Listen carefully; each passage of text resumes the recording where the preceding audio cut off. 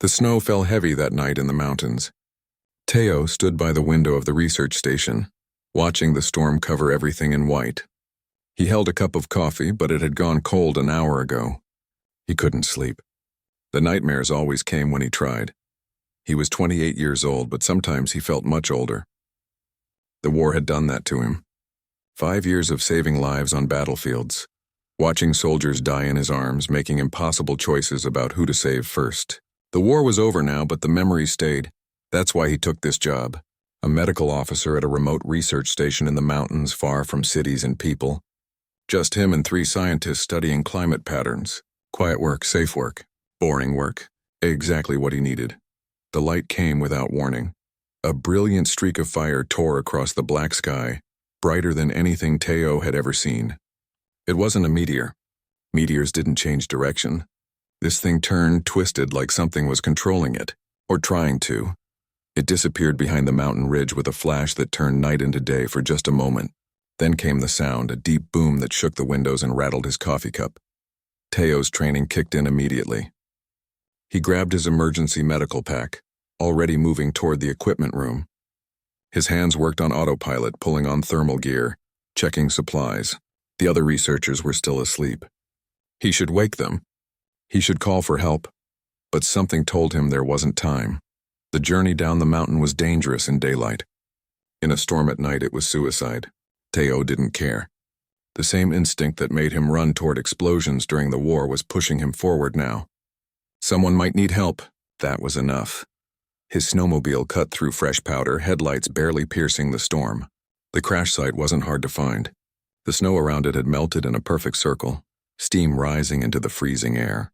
And in the center, half buried in what was rapidly becoming ice, sat something impossible. It looked like a giant teardrop made of crystal, but the crystal was glowing with soft blue light from within. Teo approached carefully, medical scanner in hand. The device was going crazy, detecting energy signatures it didn't recognize, materials that shouldn't exist. Through the translucent surface, he could see movement. No, not movement, a shape. A person. Teo found a panel that might have been a door. He pressed his hand against it, and to his shock it responded. The crystal surface rippled like water, then opened with a hiss of escaping air. The smell hit him first.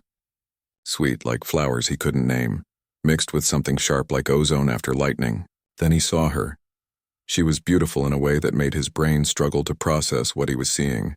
Her skin shifted colors as the light hit it, silver blending into deep violet and back again. Her hair floated around her head like she was underwater, each strand seeming to glow from within. She wore armor or maybe clothing that looked grown rather than made, organic curves of material that matched her skin. But it was her face that made him certain she wasn't human. Too perfect, too symmetrical, eyes with 3 iris rings instead of 1 currently closed. Marks on her cheeks that might have been tattoos or might have been natural, symbols he didn't recognize. She was dying. Teo's medical training overrode his shock. He pulled out his scanner, running it over her body. The readings were insane. Her temperature was dropping fast. Multiple internal injuries, blood pressure that would have killed a human already, and her blood, visible through tears in her suit, glowed like liquid starlight. The pod was dying too. Lights flickering, systems shutting down one by one. Some kind of automated voice was speaking in a language that sounded like music, urgent tones that needed no translation. Emergency, critical, failure. Then his scanner showed him something impossible. Blood compatibility analysis. It ran automatically for any injured person, checking for transfusion options. The number that appeared made him check the device twice. 73% compatible. That was impossible. Humans and chimps were barely compatible at all. This woman was from another world, probably another star system. The compatibility should be 0. Should be, but it wasn't. The pod's voice was getting weaker. Teo looked at the medical readout it was displaying. Symbols he couldn't read, but diagrams he could understand. She needed blood. Now. Her system was failing, shutting down piece by piece. He had maybe 2 minutes to decide. Teo thought about the war, about the soldiers he'd saved and the ones he couldn't, about the promise he made to himself in the mud and blood and screaming that he would never turn away from someone who needed help. Never again. It didn't matter that she was alien. It didn't matter that this might be dangerous, that she might be dangerous. She was dying and he could help. His hands moved with practiced efficiency. The pod had medical equipment, strange tools that his scanner helped him understand. He found what looked like a transfusion line, watched the pod's display to learn how it connected. His own emergency kit had needles, tubing, everything designed for field medicine. Teo connected himself to the alien woman through a bridge of human and alien technology. The pod seemed to understand what he was doing. The musical voice sounded almost grateful as it guided him, lights showing him where to attach the lines to her body. He pushed the button. His blood began to flow. It should have killed her. Their biologies were different, their blood chemistry alien to each other. But instead, something extraordinary happened. The moment his blood entered her system, Teo's world exploded into sensation. He felt her pain, sharp and overwhelming like knives in his chest. He felt her fear, confusion, the desperate animal need to survive. He felt her life burning low like a candle about to go out, and she felt him. Her eyes opened. 3 rings of deep purple stared at him with shock and something else. Recognition maybe, understanding. Her lips moved and sounds came out like someone was playing a musical instrument. But somehow, impossibly, he understood. You've doomed us both. Brave fool. Then her eyes closed again and Teo felt himself falling into darkness with her, their consciousness tangling together as his blood mixed with her starlight, binding them in ways he couldn't begin to understand. The last thing he remembered was the thought that he'd made his choice. Whatever came next, at least he'd tried to save her. At least he'd tried. Teo woke to the worst headache of his life. His arm hurt where the needle had been. His chest felt tight like someone was squeezing his heart. And there was something else, something new and strange. A presence in his mind that wasn't his own thoughts. He opened his eyes. The crystal pod was still there, but different now. The blue glow had changed to a softer purple, and the lights inside were steady instead of flickering. Stable. He'd done it. She was alive. Then he noticed she was awake too, sitting up in the pod, staring at him with those impossible 3-ringed eyes. Her skin had stopped shifting colors and settled into a soft silver violet. She looked stronger, healthier. His blood had saved her. But the way she was looking at him made him nervous. Not afraid, not angry. Sad, maybe. Regretful. She spoke again in those musical tones, and again he understood. How was that possible? The bond is complete.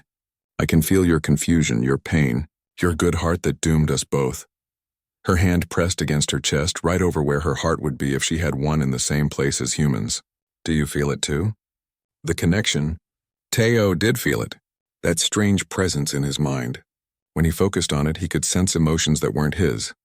Fear, gratitude, guilt. And underneath it all, a deep, aching loneliness that made his own heart hurt. What happened? He asked. His voice sounded rough. What is this? She climbed out of the pod carefully, moving like someone who was still healing. She was taller than him by a few inches. When she stood fully, he could see the tears in her suit where she'd been injured. But the injuries underneath were already healing, skin knitting back together faster than any human could manage. You saved my life with your blood, she said. But my people, the Valkyrie, we have ancient medical protocols built into our biology. When someone shares their life essence with us in a moment of mortal danger, a bond forms. We call it a soul tether. It cannot be broken except by death. Teo felt his stomach drop. What does that mean? She looked away from him, out at the snowy landscape beyond the pod. It means I can feel your emotions now, your strong ones at least. And you can feel mine. It means we are connected on a level deeper than marriage, deeper than friendship. 2 souls tied together by biology and fate. She turned back to him and he saw tears in her eyes, actual tears glowing faintly like her blood. And it means I am now dependent on you. My body accepted your blood, but it changed me. I need human blood to survive now. Not just any human, you, the one I bonded with. Without regular transfusions from you, I will die within days. The weight of it hit him like a physical blow. He'd saved her life, but he'd also chained them together. Forever. Who are you? He asked quietly. She straightened, and despite her sadness, there was pride in her posture. I am Princess Hana of the Valkyrie Empire, 3rd in line to the celestial throne, daughter of Empress Sora, keeper of the old ways. Then her shoulders slumped. And now I am a fugitive. Over the next hour, as they waited in the pod for warmth and shelter from the storm, She told him everything. The Velkari Empire spanning dozens of star systems. The war with the Morvath Dominion that had raged for 300 years. The arranged marriage to Prince Daewin of the Morvath, meant to bring peace but actually designed to destroy her people. They didn't tell me the truth, she said bitterly, but I found out. The marriage wasn't about peace. Prince Daewin planned to use the Union to access our biotechnology. They created a plague, something that would make my people sick. Only Morvath medicine could cure it. We would become dependent, then enslaved, then extinct. She'd stolen a prototype ship, one of the fastest her people had ever built, and ran. But her own family's forces had shot her down to prevent a diplomatic disaster. Better to have a dead daughter than a galactic war. I crashed here by luck, she said. This planet wasn't even on my charts. A primitive world, barely beginning to reach for the stars. I thought I would die alone, far from home. Teo's mind was racing. This was beyond anything Earth had experienced. Humanity had barely made it to Mars, had a few colony ships exploring nearby systems. And here was proof of vast empires, wars between civilizations, politics on a galactic scale. My people will come looking for me, Hana continued, and the Morvath too. When they find me, they will take me back. And now that we are bonded, she looked at him with genuine fear. They will take you too. Study you, use you, maybe kill you to see if it breaks the bond. Teo should have been terrified. Any sane person would be, but instead he felt something else. The same stubborn determination that had kept him going through the war. The same refusal to give up that made him a good medic. Then we don't let them find you, he said simply. Hana looked at him like he was crazy. You don't understand. These are forces with technology beyond your world's imagination. Ships that can destroy cities, sensors that can track biological signatures across star systems. There is nowhere to hide. Maybe, Teo admitted. But I know these mountains. I know places that don't show up on any maps. And Earth might be primitive to you, but we're good at surviving. It's kind of our specialty. For the first time since waking, Hana smiled. It transformed her face, made her look less like an untouchable alien princess and more like a person who desperately wanted to hope. You are either very brave or very foolish, she said. Probably both, Teo agreed. But I made a choice when I gave you my blood. I chose to save you. I'm not going to abandon you now just because it got complicated. Through the bond, he felt her emotions shift. The fear was still there, but now there was something else. Warmth, respect, the beginning of trust. What do we do first? She asked. Teo checked his equipment. His radio was dead, probably fried by whatever energy the pod gave off. The storm was clearing. They had maybe an hour before someone from the research station came looking for him. First, we need to get you somewhere safe, somewhere they won't look. He pulled out an emergency thermal blanket, offering it to her. Can you walk? How are your injuries? Hana touched her side where the worst damage had been. Healing. Your blood is remarkable. It carries something mine doesn't. Adaptability, resilience. My body is using it to repair itself faster than normal. Good. Because we have a long walk ahead of us. Teo started gathering his equipment. I know someone who might help. An old friend from the war. She owes me a favor and she doesn't ask questions. As they prepared to leave, Teo felt the bond between them settling into something almost comfortable, like learning to hear a new sound or adjusting to a new weight. It was strange knowing someone else could feel his emotions, but it was also oddly comforting, not being completely alone in his own head anymore. Hana wrapped the thermal blanket around herself, looking very different from the regal princess she claimed to be. She looked small, vulnerable, human despite her alien features. Thank you, she said quietly, for not giving up on me. Teo just nodded. He'd made his choice. Now they both had to live with it. Or die with it. They stepped out into the snow together, leaving the crystal pod behind. Above them, the storm was clearing, revealing stars that suddenly seemed much less empty than before. They made it 3 kilometers before Hana collapsed. One moment she was walking beside him, the next she was on her knees in the snow, gasping. Through the bond, Teo felt it hit her like a wave. Weakness, pain, hunger for something her body desperately needed. It's starting, she whispered. I need more blood. Sooner than I thought. Teo knelt beside her, checking her pulse. Too fast. Her skin was losing its color, fading to a pale gray. The transfusion had saved her life, but her body was burning through his blood faster than normal, using it to heal her injuries. "How long do we have?" he asked. "Hours, maybe less." She looked up at the sky, and they're already here. Teo followed her gaze. At first he saw nothing. Then he noticed the stars were wrong. 3 of them were moving, descending. "Not stars, ships, Velkari stealth teams," Hana said. "Small, fast, nearly invisible to primitive sensors. They'll scan for my biological signature." The pod was shielded, but now that I'm out in the open... She didn't need to finish the sentence. Teo made a decision. He couldn't carry her all the way to safety, and they couldn't outrun ships. But maybe they didn't have to. "Can they track you through the bond?" he asked. Hana looked confused for a moment, then understood. "No, the soul tether is internal, biological. It doesn't broadcast a signal. They're looking for my DNA signature, not the bond." Then we split up. "I'll take your suit, anything with your DNA on it, and lead them away. You hide, stay out of their scan range until I can circle back." "That's suicide," Hana protested. "If they catch you, they won't kill me immediately. They'll want to know where you are. That buys time." He was already pulling off his jacket. "Trade suits with me. Yours is covered in your blood. It'll give off a strong signal." Hana hesitated, then nodded. They switched quickly, Teo trying not to notice how different her body was, how the silver marks on her skin seemed to pulse with light. Her suit was too big for him, designed for her taller frame, but it would work. "There's a cave system 200 meters north," he said, pointing. "Natural rock deep. It should block their scans. Hide there. I'll find you." Through the bond, he felt her fear. Not for herself, but for him. "You barely know me," she said. "Why risk everything?" Teo smiled. "Because it's the right thing to do, and because I can feel that you'd do the same for me." He didn't wait for her response. He took off running, wearing her glowing suit like a beacon, heading east toward the lower valleys. Behind him, he felt Hana's presence moving north, growing fainter as distance stretched the bond. The ships noticed him within minutes. Teo didn't see them land, but he heard them, a sound like breaking glass, sharp and clear in the cold air. Then voices, speaking in that musical language Hana used, but these voices were hard, commanding. Military. He kept running, jumping over rocks, sliding down icy slopes. His lungs burned in the thin mountain air. The suit helped somehow, keeping him warm, maybe even helping him breathe. Velkari technology was incredible. A light caught him from above. Bright purple like a spotlight, but more intense. He felt a tingling across his skin. Realized they were scanning him. Any second now, they'd figure out he wasn't Hana. Teo dove into a cluster of rocks just as the first energy blast hit where he'd been standing.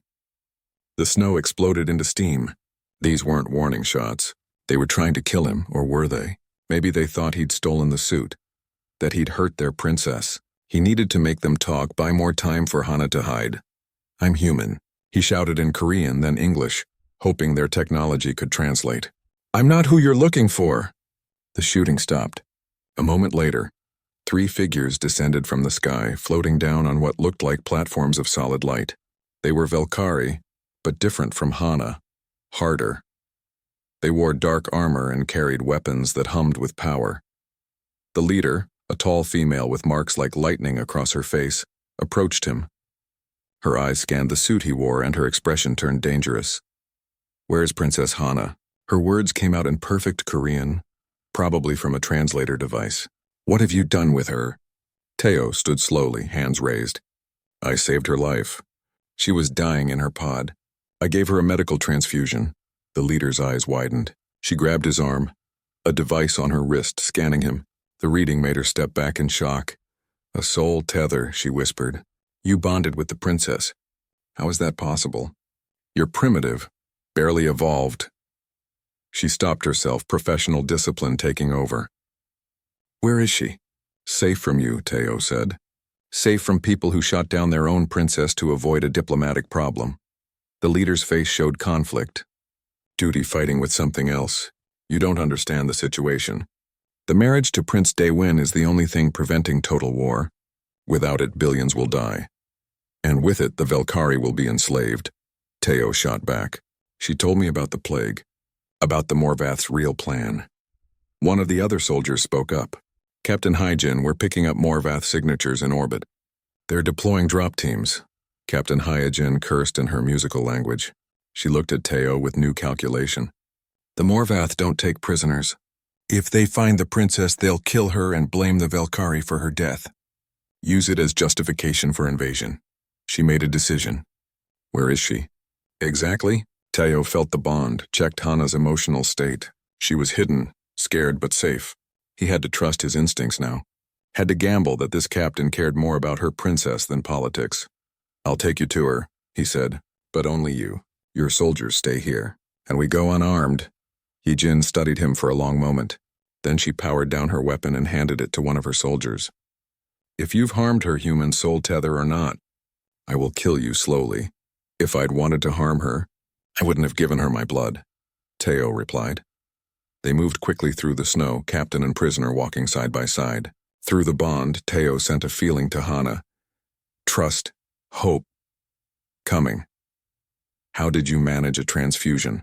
Heejin asked as they walked. Your species shouldn't be compatible with ours at all. We are, though. 73%. The scanner confirmed it. Heejin stopped walking. That's impossible unless... She trailed off, clearly thinking hard about something. There are old stories. Legends about the Cedars, an ancient race that spread life across the galaxy, but they're just myths. Maybe, Teo said. Or maybe we're more connected than anyone realized. They found Hana in the cave, weak but alive. When she saw Teo, relief flooded through the bond so strongly it made him stumble. When she saw Hyejin, the relief turned to wariness. Captain, Hana said formally. Come to drag me home? Come to save your life, princess, Hyejin replied. She knelt before Hana in a gesture of respect. The Morvath are here. We need to move now, both of you. Hana looked at Teo. Through the bond, he felt her question. Trust, he nodded. Sometimes you had to take a leap of faith. Where can we go? Hana asked. Hyejin stood. Somewhere the Morvath won't look. Somewhere primitive enough that their advanced sensors won't help them. She looked at Teo. This human said he has a safe place. An old friend. Teo thought of Jiwon, his war buddy who ran an underground medical clinic in the city. Black market technology. No questions asked, no records kept. It was their best shot, I do, he confirmed. But we need to move fast. And Hana needs another transfusion soon. Hyejin nodded. Then let's go. And human, thank you. For saving her. Not many would risk what you have. As they prepared to leave, Teo felt the bond between him and Hana settle into something stronger. They'd survived the first test, but he knew this was just the beginning. Above them, in orbit, ships were gathering. The hunt was on. G1's clinic was hidden beneath an abandoned factory in the city's industrial district. You reached it through a series of tunnels that only people from the war knew about. Old smuggling routes built during the conflict to move medical supplies when the surface was too dangerous. Teo led them through the darkness, Hana leaning on him for support, Captain Hyejin covering their rear. Every few minutes, Hyejin would check a device on her wrist, tracking Morvath movements above ground. They're spreading out, she reported. Systematic search pattern. They'll find this area eventually. How long? Teo asked. Hours. Maybe a day. Not enough time, but it would have to do. Hana's condition was getting worse. Through the bond, Teo felt her weakness like it was his own. Her heartbeat was irregular. Her thoughts were becoming fuzzy, confused. They reached the clinic entrance, a hidden door behind a wall of old machinery. Teo knocked in a specific pattern, 3 long, 2 short, 1 long, a code from the war that meant wounded coming in. The door opened. G1 stood there, older than when Teo had last seen her, more cybernetic implants visible on her arms and neck. Her eyes were artificial now, too, glowing faintly blue in the dark. She looked at Teo, then at Hana, then at Hyejin. You always did bring me the interesting cases, she said dryly. Get inside before someone sees you. The clinic was small but well-equipped. Medical beds, scanning equipment, supplies that were definitely not legal on the open market. Ji-Wan had built a good business treating people who couldn't go to regular hospitals. Criminals, mostly. But also people like them, who needed help no one else would give. Put her on the bed, Ji-Wan ordered, already pulling on surgical gloves. Her artificial eyes scanned Hana, and her expression shifted from annoyed to fascinated. By all the gods, Teo, you brought me an alien? Long story, Teo said, helping Hana onto the medical bed. She needs a blood transfusion. From me specifically, we have a biological bond. Ji-Wan raised an eyebrow. Of course you do. Because nothing is ever simple with you. She turned to Hyejin. And you are? Captain He-jin, Velkari Imperial Guard. I'm here to protect the princess. Princess, Ji-won repeated. Even better. Tae-ho, you've really outdone yourself this time. But despite her sarcastic tone, Ji-won was already working. She hooked Tae-ho and Hana up to her equipment, studying the readings with intense focus. Her artificial eyes could see things normal ones couldn't, analyzing data at incredible speed. Fascinating, she murmured. Your blood is integrating with her system, but it's doing something else too. It's changing her at a cellular level. Upgrading her almost. She looked at Tae-ho with surprise. Human DNA is incredibly adaptable. It's a survival trait. Lets us live in different environments, fight off diseases. But in her system, it's doing more than surviving. It's improving her existing biology. What does that mean? Hana asked weakly. Ji-won showed them a screen full of data neither Tae-ho nor Hana could fully understand. It means you're gaining abilities your own species doesn't have. Faster healing, broader environmental tolerance, maybe more. Human genetic flexibility is compensating for Velkari biological limitations. Hae-jin stepped forward, studying the data. This could change everything. If human and Velkari biology can merge like this, it suggests a common origin. The cedar myths might be real. Myths? Ji-won asked. Hae-jin explained briefly about the legends of an ancient race that supposedly seeded life across the galaxy, creating common biological foundations. Most Velkari considered it religious nonsense, but the evidence was right there on the screens. While they talked, Ji-won completed the transfusion. Tae-ho watched his blood flow into Hana again, felt the bond strengthen as their life forces mixed. This time the sensation was less shocking, almost familiar. Hana's color improved quickly. Her breathing steadied. Through the bond, Tae-ho felt her consciousness clearing, strength returning. But something else was happening too. He could feel her abilities more clearly now. There was power in her, controlled and directed by thought. Gravity manipulation, technology interface, enhanced physical capabilities. And now with his blood, those abilities were growing stronger. How do you feel? He asked. Hana sat up slowly, testing her body. Better. Stronger than before, actually. She held up her hand, and small objects around the room lifted slightly. Pens, medical tools, a cup. They floated in a gentle orbit around her palm. I can control it more precisely now. Before, my gravity manipulation was instinctive, powerful, but crude. Now it's refined. She let the objects settle back down. Then she touched one of Ji-won's computers, and its screen lit up without being turned on. Code scrolled across it, alien symbols mixed with human programming language. I can interface with your technology, Hana said with wonder. Not just Velkari systems. Yours too. The connection is clearer, stronger. Your DNA is making me more versatile. Ji-won was recording everything, her scientific curiosity overriding any fear. This is incredible. You're becoming a hybrid, taking the best traits from both species. Can you track these changes? He-jin asked. Document them? Already doing it, Ji-won confirmed. She pulled up more screens, showing cellular transformations, DNA integration patterns, ability enhancements. This data could be vital. If we can prove that humans and Velkari share genetic ancestry, it changes the political situation entirely. Hana and Hae-jin exchanged a look. Through the bond, Tae-ho felt Hana's thoughts aligning with something important. The marriage, Hana said slowly. It was supposed to unite Velkari and Morvath to prevent war. But if humans and Velkari are actually related, actually compatible, she turned to Tae-ho. Your people could be our true allies, not the Morvath. One problem, Tae-ho said. Earth barely has space travel. We can't help in a galactic war. Not yet, He-jin agreed. But human adaptability combined with Velkari technology. Given time, that's a powerful combination. More powerful than the Morvath alliance ever could be. Ji-won interrupted their planning. Hate to break up the political discussion, but we have a more immediate problem. I'm picking up energy signatures approaching the area. Lots of them. Military grade. Hae-jin checked her wrist device. Morvath. They've found us. The lights in the clinic flickered, then went out completely. Emergency power kicked in, bathing everything in red light. From above, they heard sounds. Heavy footsteps. Many of them. Escape route? Hae-jin asked, weapon already in hand. Tunnels, Ji-won said. But they only go so far. If the Morvath have orbital support, they can track us anywhere in the city. Tae-ho felt the bond spike with Hana's fear. Not for herself, for him. For all of them. There's another option, Ji-Wan said quietly. She pulled up a new screen, showing coordinates in space. I have access to old military files. From Earth's first expansion era, we built colony ships, massive vessels designed for long-term space travel. Most left for distant stars, but one never launched. It's hidden in the asteroid belt, mothballed but functional. A human ship? Heejin looked skeptical. Against Morvath technology? It has something they don't expect, Ji-Wan said. It's completely off their sensors.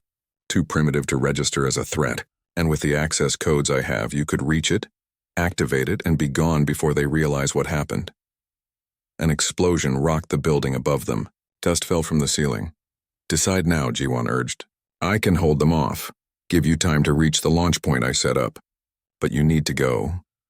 Teo looked at Ji-Wan, his old friend who'd saved so many lives during the war, who was offering to sacrifice herself again. Come with us, she smiled sadly. Someone needs to make sure they don't follow you. Besides, I'm old, Teo, tired, but you're part of something bigger now. Something that could change everything. She started uploading data to a chip. This has all my research, all the evidence of the human-Velkari connection. Get it to the right people. Make it count. Another explosion, closer this time. The ceiling cracked. Go! Ji-Wan shouted. The tunnel behind the storage room. It leads to the old metro system. I've arranged transport from there. Heejin grabbed Hana, pulling her toward the escape route. Teo hesitated, wanting to argue, wanting to save Ji-Wan too. But Ji-Wan pushed him toward the door. Save her, Teo. Save them both, and maybe save all of us in the process. As they ran through the tunnels, Teo heard the sounds of fighting behind them. Energy weapons firing, Ji-Wan's defenses activating, and through it all, through the bond, he felt Hana's determination mixing with his own. They would survive this. They would expose the truth. And they would make sure Ji-Wan's sacrifice meant something.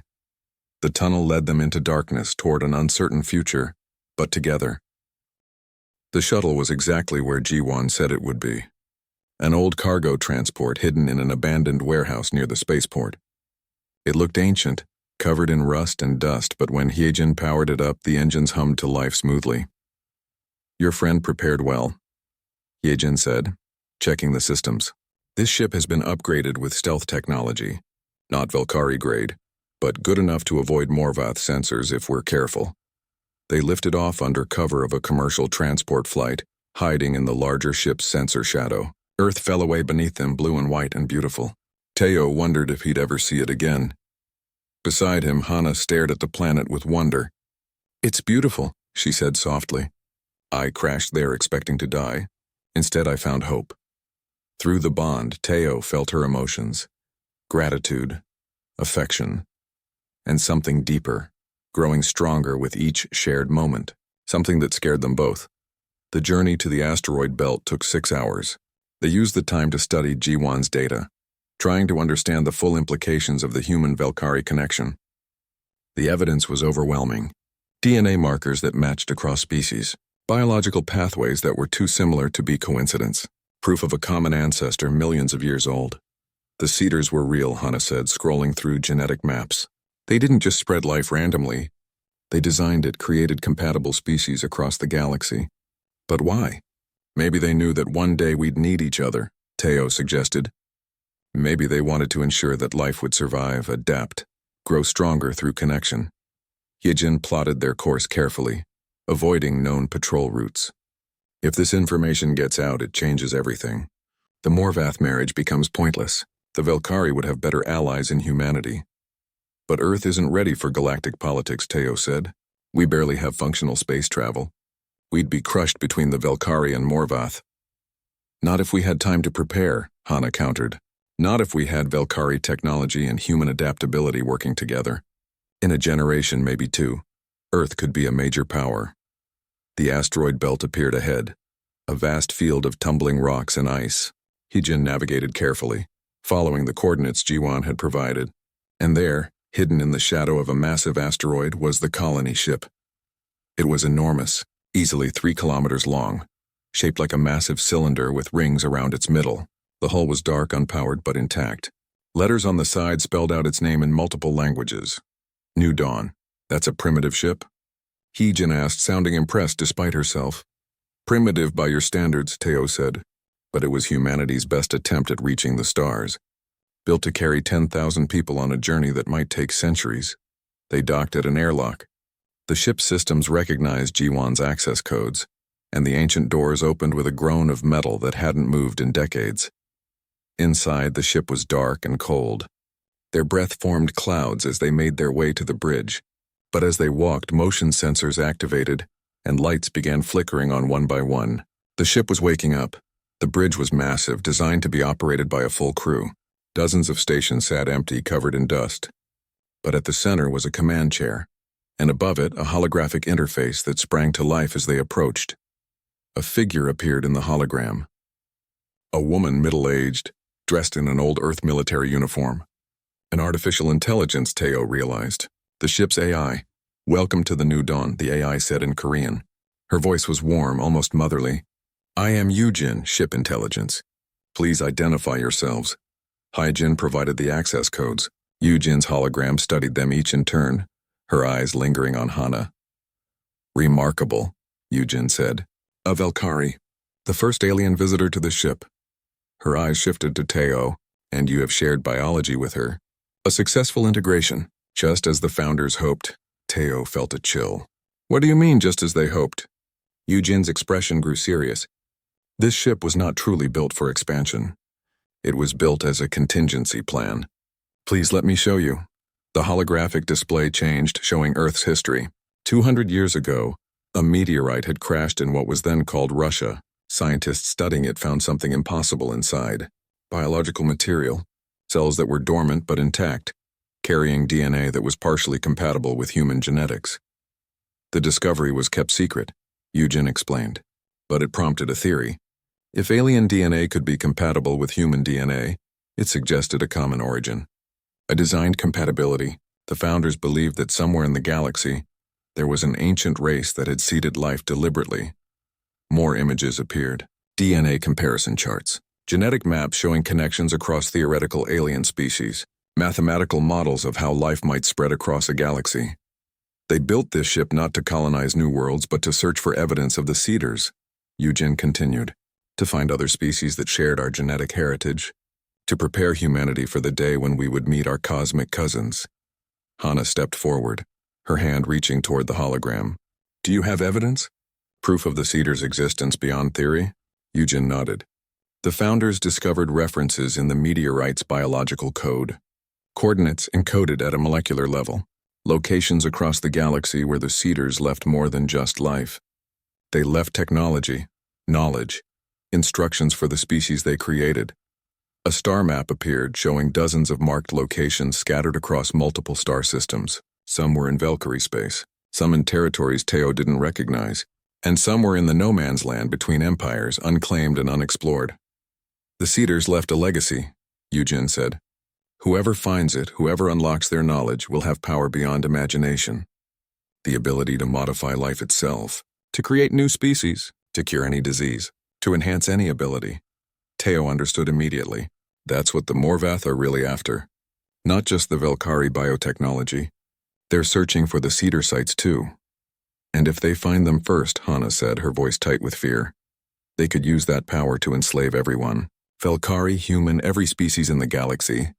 Hyjin was studying the star map with military precision. These coordinates. Some are inaccessible locations. If we had a fast enough ship, we could reach them before the Morvath. But we don't have a fast ship, Teo pointed out. The New Dawn is powerful, but it's old. Slower than anything the Morvath have. Yujin smiled. Actually, this ship has capabilities even its builders didn't fully realize. The cedar DNA in the meteorite, we used it to enhance our systems.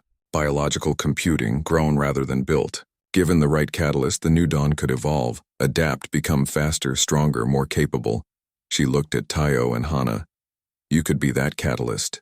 Your bond proves the cedar compatibility is real. Your combined DNA, Velkari and human working together. If integrated into the ship's systems, it could trigger an evolution. The ship could become something new, something that could compete with any vessel in the galaxy. It was too much to process. The cedars, the hidden legacy, the possibility of transforming the ship.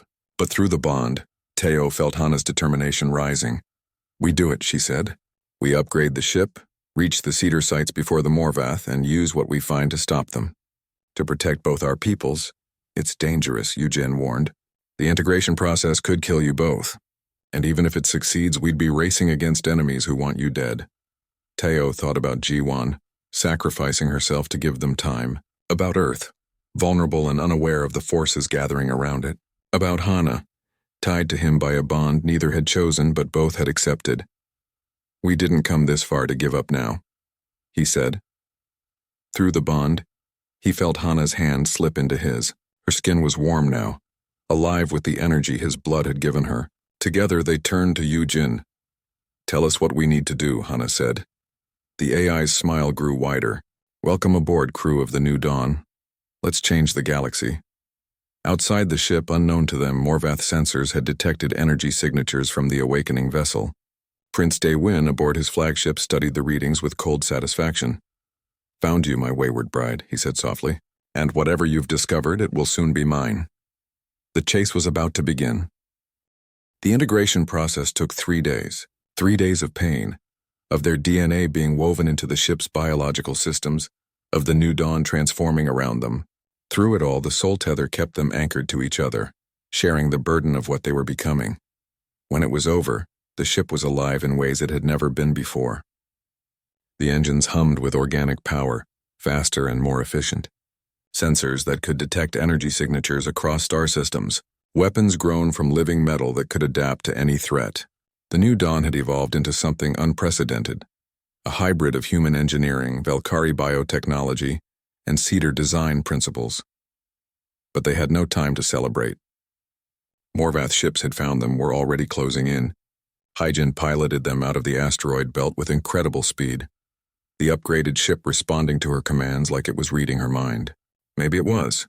The integration had connected them all to the ship in subtle ways. We can't outrun them to a cedar site, Hyjin said, checking tactical displays. They're too close. We need to lose them first. Teo had been studying the star maps, comparing them with what he knew of galactic politics. What if we don't run? What if we go somewhere the Morvath can't follow? Where? Hana asked. Your homeworld, Valkyrie space. If we can reach your family, tell them what we've learned about the Cedars, about the Morvath's real plans. They'll execute me for running. Hana interrupted. And you with me. The soul tether won't matter to them. I dishonored the family, endangered the peace treaty. But what if we have proof? Teo pulled up the data from Jiwon's research combined with Yujin's cedar information. Proof that the marriage was never about peace. Proof that there's a better alliance possible. Proof that could save your people. Hana was quiet for a long moment. Through the bond, Teo felt her fear warring with hope. Finally, she nodded. We'll need to surrender to them. Request a formal hearing before the Celestial Court. They'll put you on trial, Hyjin warned. I know, but it's the only way to reach my mother, the Empress, and Valkyrie law allows for one defense in matters of honor. Hana looked at Teo. The revealing, a telepathic examination of the soul tether. If the court judges see that our bond is true, that our intentions are pure, they must hear our evidence. And if they judge the bond to be false or forced? Teo asked. Hana's expression was grim. Then we both die. The Valkyrie homeworld was beautiful beyond description. Floating continents suspended in perpetual aurora, cities of living crystal that sang with harmonic resonance, forests that grew upside down from the undersides of islands, defying gravity with natural grace. But Teo barely saw any of it. The moment they entered Valkyrie space, military ships surrounded them. Dozens of vessels, weapons powered and targeting systems locked. They were escorted not to a spaceport but directly to the Celestial Palace, a massive structure that floated at the center of the capital continent. Soldiers boarded the New Dawn. Not hostile, but not friendly either. They treated Hana with formal respect due to royalty, but also with the coldness reserved for criminals. Teo they simply restrained, binding his hands with energy fields that hummed against his skin. The throne room was vast and intimidating. Hundreds of Valkyrie nobility filled the space, all dressed in flowing garments that seemed to be made of liquid light. At the far end, on a throne of crystallized gravity itself, sat Empress Sora. She looked like an older version of Hana, beautiful and terrible in her power. Her eyes, when they fixed on her daughter, showed no warmth, only disappointment and controlled anger. Princess Hana, the Empress said, her voice carrying easily across the massive room. You stand accused of desertion, theft of Imperial property, and endangering the peace of the realm. How do you answer? Hana stood straight, dignified despite her fear. I plead necessity, Your Majesty. I fled to prevent a greater crime against our people. Murmurs rippled through the court. Then another figure stepped forward. Prince Daewin of the Morvath, tall and cruel-looking, with skin like polished obsidian and eyes that glowed with inner fire. The princess speaks of crimes, he said smoothly. Yet she is the one who broke a sacred marriage contract. A contract that would have brought peace between our peoples. Instead, she brings war. He gestured to Teo. And she brings shame. Bonded to a primitive human sullying the royal bloodline. The court erupted in angry voices. Teo felt Hana's humiliation and rage through the bond, but she kept her composure. I invoke the revealing, Hana declared, her voice cutting through the noise. Let the court judges examine the soul tether. Let them see the truth of what I've discovered. Empress Sora leaned forward. You would subject yourself to judgment, knowing the penalty for a false or coerced bond? I would, Your Majesty, because the truth is worth any risk. The Empress considered for a long moment, then nodded. Very well. Let the judges be summoned. Let the revealing commence. 7 elderly Velkari emerged from alcoves around the throne room. These were the telepathic judges, individuals with the rare ability to perceive and understand soul tethers at their deepest level. They formed a circle around Hana and Teo, their eyes glowing with psychic power. This will hurt, one of them warned. Every memory, every emotion, every choice that led to the bond will be examined. Nothing can be hidden. Nothing can be lied about. Are you prepared? Teo looked at Hana. Through the bond he sent her courage, trust, love. She returned the same. We're ready, they said together. The judges began their work, and the world dissolved into shared consciousness. Teo experienced it all again. The crash, his decision to investigate, finding Hana dying in her pod. The choice to give his blood, knowing it might kill him. The formation of the bond, unexpected and overwhelming. Every moment played out in perfect clarity, not just from his perspective, but from Hana's too. He felt her waking up, confused and dying, then feeling his blood enter her system. Her shock at the bond forming, her grief at having trapped him, her growing respect as he protected her, helped her, refused to abandon her, and he felt her love. It had started as gratitude, grown into friendship, deepened into something neither of them had expected. Real and true and worth fighting for. The court saw it all. They saw Jiwan's research, the proof of genetic compatibility. They saw Yujin's revelations about the Cedars. They saw the data about the Morvath plague, the plan to enslave the Velkari through medicine and dependency. And most importantly, they saw Prince Daewin's involvement, his knowledge of the plague, his willingness to sacrifice millions for power, his lies about peace while planning genocide. The revealing ended and Teo collapsed to his knees, exhausted. Beside him, Hana fell too, both of them drained by the psychic examination. The lead judge turned to the court, to the Empress, to Prince Daewin. When she spoke, her voice carried the weight of absolute truth. The soul tether is genuine, formed through sacrifice and choice, strengthened by respect and love. This human saved the princess's life knowing the cost. The bond is sacred and true. Relief flooded through Teo, through the bond, through Hana. They had passed the first test, but the judge wasn't finished. Furthermore, the accusations against Prince Daewin are substantiated. The marriage was a deception. The Morvath planned to enslave the Velkari through biological warfare. The court exploded into chaos. Prince Daewin's face twisted with rage. Lies! This human has corrupted her mind, poisoned her against her own people's salvation. The revealing cannot lie, Empress Sora said, standing from her throne. Your words condemn you, Prince. You bring war, not peace. Daewin laughed, cruel and cold. War is already here, Empress. Did you think I came unprepared? He raised his hand, and hidden Morvath soldiers throughout the palace activated. Energy weapons appeared from concealment. Explosions rocked the throne room as Morvath forces tried to seize control. But they had underestimated one thing. The soul tether, the bond that connected human and Velkari, that proved cooperation was possible, that showed a better path forward. Hana rose, power flowing through her. Enhanced by human DNA, strengthened by their connection, she was more powerful than any Velkari before her. She raised her hands and gravity itself became her weapon. Morvath soldiers floated helplessly into the air. Weapons were torn from hands by invisible force. And beside her, Teo stood, feeling the power through the bond, adding his will to hers. Human determination combining with Velkari ability. Together they fought not just for themselves, but for the future both their peoples deserved. The battle for the Velkari homeworld had begun. The palace became a war zone in seconds. Morvath soldiers poured in from hidden positions, their weapons cutting through ancient crystal walls. The Velkari royal guard responded immediately, but they were outnumbered. Prince Daewin had planned this coup carefully, smuggling forces into the capital over months, waiting for the perfect moment to strike. Teo had never fought like this before. During the war, he'd been a medic, saving lives rather than taking them. But now, connected to Hana through the soul tether, he moved with abilities he'd never imagined. Her power flowed through him, gravity manipulation responding to his thoughts as naturally as moving his own limbs. He didn't have her full strength, but he had enough. A Morvath soldier aimed a weapon at Empress Sora. Teo thrust his hand forward instinctively, and the soldier flew backward, slamming into a wall. Another tried to fire on fleeing nobles. Hana twisted her fingers and the weapon crumpled like paper, useless. They fought as one, anticipating each other's moves through the bond. When Teo saw a threat, Hana felt it too and was already responding. When Hana needed support, Teo was there, covering her blind spots with tactics learned in human warfare. Captain Hyojin fought beside them, her weapons cutting down enemies with precise efficiency. "The palace gravity core," she shouted over the chaos. "Daewin is heading there. If he destroys it, the entire continent crashes."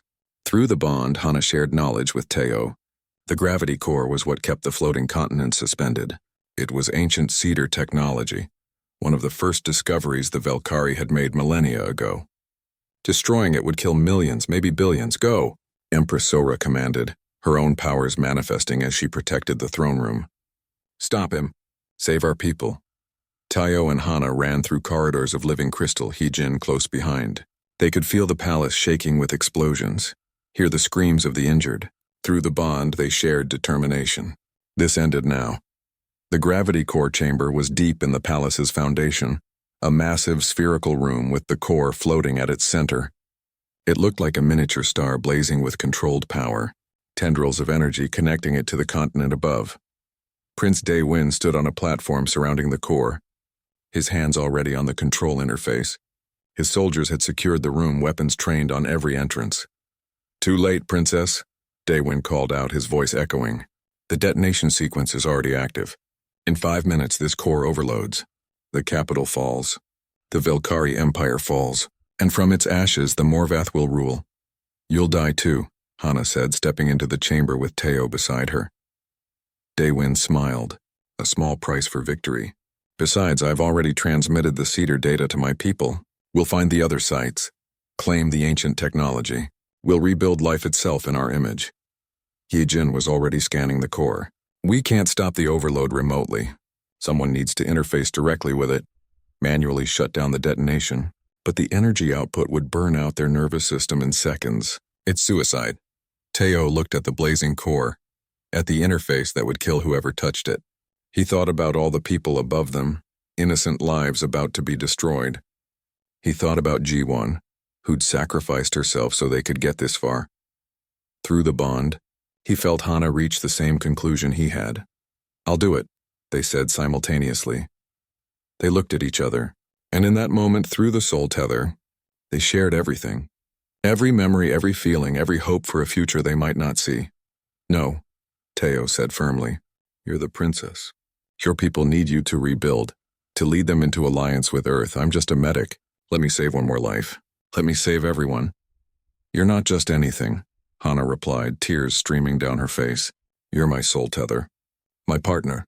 My—" She couldn't finish, but through the bond he felt the word. "Love. Which is why we do this together," Teo said. He grabbed her hand. "The bond connects us. What if we share the load? What one person can't survive, maybe two can. Together." Hyojin understood immediately. The soul tether distributes sensation, emotion, even physical damage between you. If you both interface with the core, the lethal energy might divide between your nervous systems. "It could work. It should kill you both," Daewin snarled. But please try. I want to watch you die together." His soldiers opened fire. Hijin returned fire, creating a diversion. In the chaos, Teo and Hana ran for the core's interface. They reached it together, their hands touching the crystalline controls at the same moment. Energy surged through them immediately, white-hot pain that would have killed either of them instantly if they'd been alone. But they weren't alone. Through the soul tether, the pain divided became bearable. Teo felt half the agony. Hana felt the other half. Together, they endured what should have been impossible. The core's systems opened to them, a complexity of cedar technology that was beyond comprehension. But with their minds linked, enhanced by human adaptability and Valkyrie intuition, they began to understand. Line by line, command by command, they reversed the detonation sequence. Daewin screamed in rage, ordering his soldiers to shoot them. But Hyejin held them off, her weapons never missing, and the Valkyrie Royal Guard burst into the chamber, reinforcements arriving at last. The battle raged around them, but Teo and Hana were focused entirely on the core. They felt their bodies breaking down, cells dying from the energy overload. But the soul tether held them together, their life forces intertwined so completely that neither could fall while the other stood. With a final command, they shut down the detonation. The core's wild energy settled, stabilized, became calm once more. The continent was saved. Teo and Hana collapsed together, still holding hands, their bodies smoking from the energy they'd channeled. Through the bond, they felt each other's heartbeat, weak but steady, still alive, both of them. "Impossible," Daewin whispered. "No one survives direct interface with a gravity core." Empress Sora entered the chamber, having fought her way through. She looked at the defeated Morvath prince with cold fury. "You underestimated the soul tether. You underestimated what connection truly means." She gestured, and guards seized Daewin. "Take him. He will stand trial for his crimes against both our peoples." Medical teams rushed to Teo and Hana. Their injuries were severe, but they would live. The bond had saved them both. Days later, after recovery, after Daewin's trial and execution, after the Morvath forces had been expelled from Valkyrie space, Teo and Hana stood in the throne room again. This time there was no hostility. The court had witnessed their sacrifice, their courage, their proof that cooperation between species could achieve the impossible. Empress Sora addressed the assembled nobles. "The marriage contract with the Morvath is void. Their betrayal has been proven beyond doubt, but Princess Hana has shown us a better path. An alliance not born of political necessity but of genuine connection." She turned to Teo. "The soul tether between my daughter and this human is sacred. By Valkyrie law, I recognize Teo as Valkyrie by bond, with all rights and privileges of nobility. He has earned his place among us." Teo felt humbled by the honor but also aware of the larger implications. "Your Majesty, this isn't just about Hana and me. The Cedar data proves that humans and Valkyrie share genetic ancestry. We're family, separated by time and space, but family nonetheless." "I know," the Empress said, "which is why I am opening formal diplomatic relations with Earth. We will share technology, knowledge, culture. We will grow stronger together as the Cedars intended." The court erupted in approval. A new age was beginning, one built not on domination but on cooperation. But Hana stepped forward. "Mother, there's more to do. The Cedar sites are still out there. Other species might share our genetic heritage. The Morvath won't stop searching for that power. Someone needs to find it first, protect it, ensure it's used for unity rather than conquest." Empress Sora smiled at her daughter. "What are you proposing?" Hana looked at Teo, and through the bond they shared their plan. "Let us take the new dawn. Let us search for the other Cedar sites. We'll be ambassadors, explorers, protectors. We'll find other species that share our legacy and bring them together." "A noble mission," the Empress said, "but dangerous." "All worthwhile things are," Teo replied. "But we won't be doing it alone." Captain Hyejin stepped forward. "I volunteer to accompany them, Your Majesty, to protect the princess and represent Valkyrie interests." Other volunteers emerged from the crowd. Scientists, soldiers, engineers, all inspired by what Hana and Teo had achieved. Within hours, they had a full crew for the new dawn. The day they departed, Teo stood on the bridge of the upgraded colony ship, watching the Valkyrie homeworld shrink behind them. Beside him, Hana held his hand, their bond stronger than ever. "Nervous?" she asked. "Terrified," he admitted. We're heading into the unknown, searching for ancient secrets, probably making enemies of everyone who wants that power for themselves. Hana smiled. Sounds exciting. Through the bond, Teo felt her excitement, her joy, her absolute certainty that they were doing the right thing. And he felt his own emotions too, amplified and clarified by their connection. Fear, yes, but also hope, purpose, love.